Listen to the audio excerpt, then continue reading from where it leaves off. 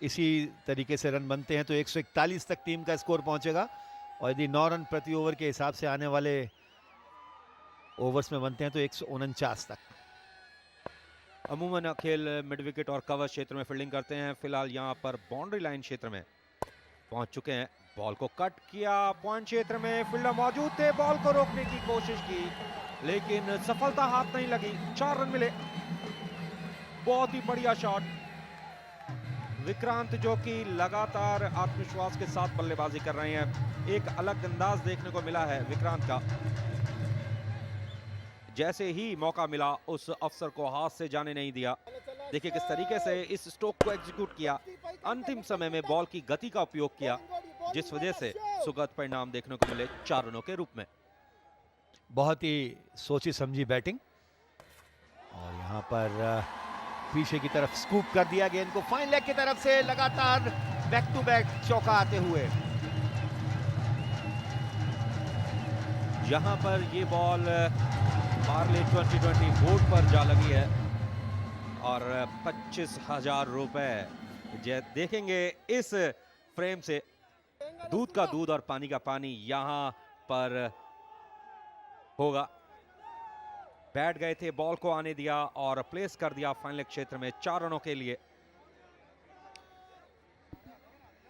पार्ले जी cookies 2020 स्पर्धा, यहां पर दिलीप वेंगसरकर मेंटोर टीम के, इस बार हल्के से गेंद को निकाल दिया है फाइन लेग की तरफ। लेग स्टंप पर इस गेंद को कलाइयों का उपयोग करते हुए और 1 रन से स्ट्राइक रोटेट किया।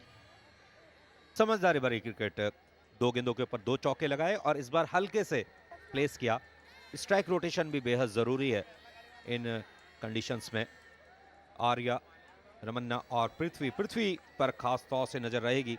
बेहद उपयोगी खिलाड़ी, चेन्नई राइनोस के मध्यक्रम में सुदृढ़ बल्लेबाजी के लिए जाने जाते हैं। जब पिछले साल फाइनल मुकाबला हुआ था तो उन्होंने 31 रन की एक नॉट आउट पारी खेली थी 25 गेंदों पर, तो काफी बैटिंग अभी और आना बाकी है, तो यहां से किसी ना किसी को जोखिम तो उठाना ही होगा।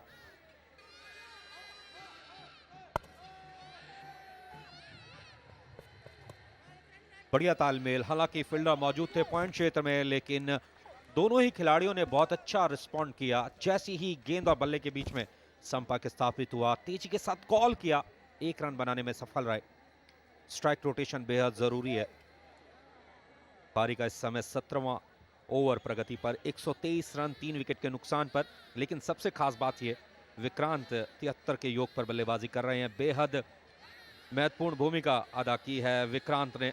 52 गेंदों के ऊपर 73 रन, एक छोर पर डटे हुए हैं, लंगर डाल करके बल्लेबाजी की है, जैसा कि अमूमन आप सुनते हैं। इस बीच में बॉल को कट किया, लेकिन अखिल बहुत अच्छी कप्तानी कर रहे हैं। वो जानते हैं कि विक्रांत लगातार बैकवर्ड पॉइंट क्षेत्र में बॉल को कट करते हैं, उसी को ध्यान में रख करके उन्होंने स्वीपर कवर के फील्डर को विड्रॉ करके बैकवर्ड पॉइंट क्षेत्र में बाउंड्री लाइन पर एक खिलाड़ी को तैनात कर रखा है। बेहद कुशल कप्तान विक्रम, तेलुगु वॉरियर्स के।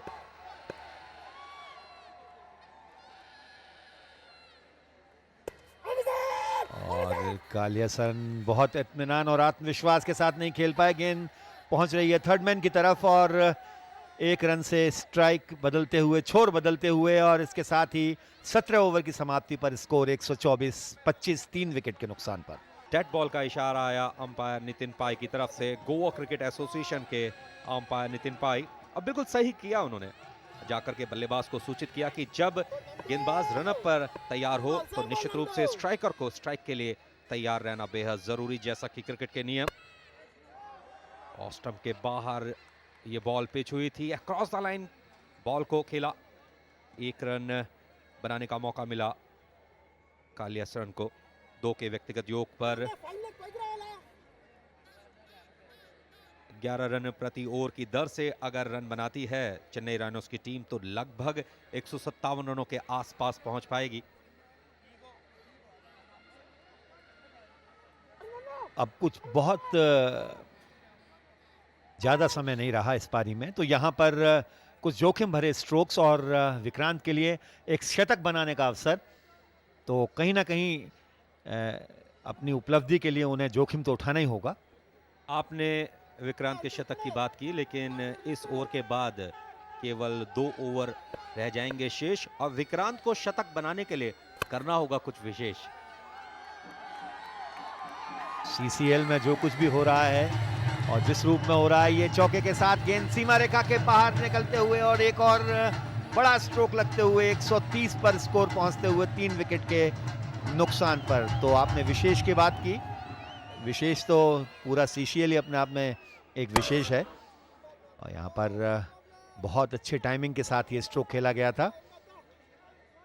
कवर के क्षेत्र के रक्षक को कोई मौका नहीं था कि वो गेंद को रोक पाते और यहाँ ये गति में परिवर्तन था थोड़ा सा और उस तरीके से नंद किशोर की ये गेंद नहीं आई थी जिस तरीके से पहले एक चौका वो ले चुके थे विक्रांत। और पीछे की तरफ 2020 पार्ले जी कुकीज के बोर्ड की तरफ वो इशारा था, उनका निशाना था, लेकिन ऐसा हुआ नहीं। लगातार कोशिश कर रहे थे फाइनल क्षेत्र में बॉल को खेलने की, इस बार सफलता हाथ लगी। 4 रन, बेहद खुशी के क्षण चेन्नई डगआउट क्षेत्र में। देखिए कितना उत्साह, बहुत अच्छा पोजीशन कर लिया था विक्रांत ने अपने आप को। इस बार जैसे ही बॉल उन्हें मिली, गेंद और बल्ले के बीच में संपर्क स्थापित किया, ऑफ स्टंप के बाहर, रिटर्न क्रीज के भी बाहर चले गए थे स्ट्रोक खेलने के लिए। 4 रन मिले। गलना गोरियां दे विच टोए, आप देख सकते हैं आपकी स्क्रीन पर। बहुत ही मनभावन और लुभावना दृश्य है। यहाँ पर हर क्षण को अपनी आंखों में समा लेना चाहते हैं। यही इस देश की खासियत है। तेलुगु वॉरियर्स और चेन्नई राइनोस की टीमों के बीच में मैच कोची यानी कि केरल, और आपने पंजाब का एक ऐसा गाना सुना दिया, हमारे दर्शकों को निश्चित रूप से झूम उठे सारे। और झूम और भी जाएंगे जब विक्रांत एक बड़े शतक की आज तैयारी करेंगे और पूरा करके उसे दिखाएंगे। यहाँ पर ज्यादा आत्मविश्वास के साथ नहीं खेल पाए, थोड़ा परेशानी में है।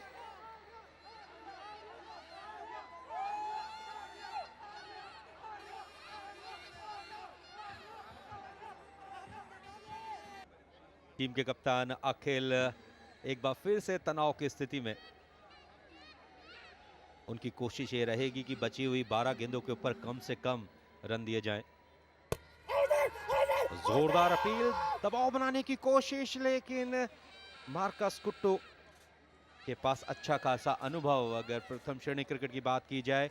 और अखिल जो कि थर्ड मैन क्षेत्र में मौजूद थे, ऐसा लगता है कि शायद गेंदबाज के साथ और विकेटकीपर के साथ विचार विमर्श करने के बाद तीसरे अंपायर की तरफ इस मामले को भेजा जा सकता है, जैसा कि प्लेइंग कंडीशंस।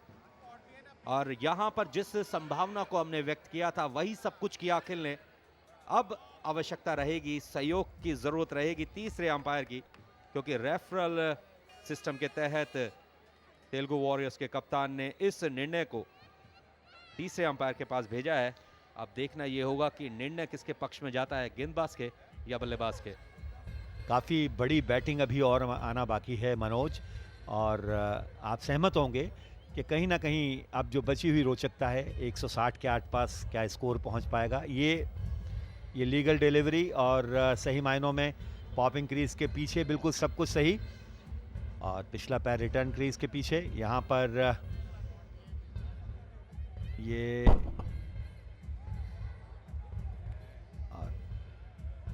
बड़ी मुश्किल किसी स्थिति है, और इस तरीके के निर्णय में स्निकोमीटर की आवश्यकता जरूर रहती है, क्योंकि आप एक्शन रिप्ले से जितना भी आप देख लें, लेकिन जब तक स्निकोमीटर नहीं होगा तब तक आप सही निर्णय नहीं दे सकते। और जैसा कि दिव्यान ने बताया कि यहां पर बैट पैड पर लगा है, फ्लैप पर लगा है, उसी आवाज का लाभ उठाने के लिए विकेटकीपर ने अपील की, दबाव बनाया अंपायर के ऊपर, लेकिन अंत में एक बढ़िया निर्णय, बेहतर निर्णय।